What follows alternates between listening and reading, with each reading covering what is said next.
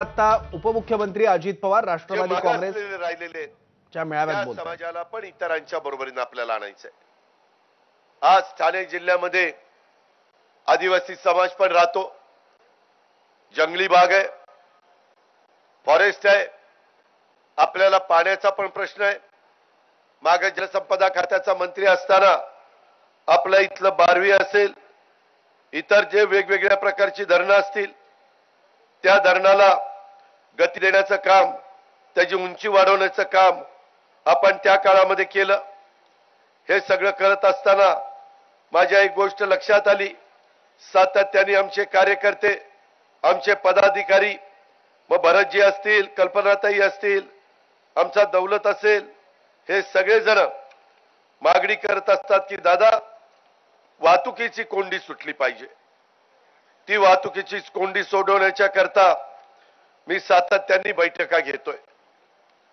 त्याच्यामध्ये कोपरी ते पोटणी खाडी पूल तिथं 6 पदरी आपण करतोय,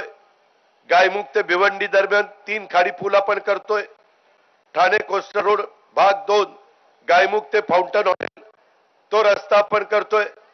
खारेगाव ते कोपरी 7.5 किलोमीटर लांबीचा रस्ता आपण करतोय,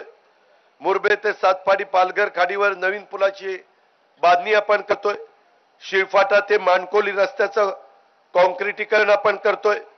उल्हास नदीवर खाडी पूल, देसाई खाडीवर पूल, दिवा पूर्व आणि पश्चिम जोडणीसाठी उड्डाण पूल, कल्याण ते मानकोली बापगाव गांधारी खाडीवरील 2 पदरी पुलाचं चौपदरीकरणाचं काम,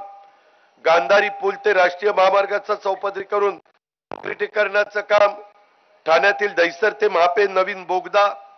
नवी मुंबई कल्याण अंबरनाथ कुळगाव बदलापूर आणि पडगा यांना जोडणारा महानगरातील माझा दहिसर ते मुरबाड रस्ता, टिटवाळा ते बदलापूर रस्त्याचं रुंदीकरण कॉन्क्रिटीकरण,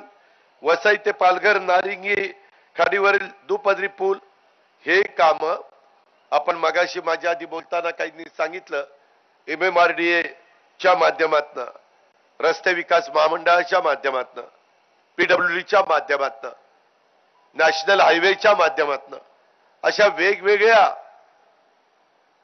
डिपार्टमेंट मधनं ही कामं करण्याचा आपला प्रयत्न आहे। का?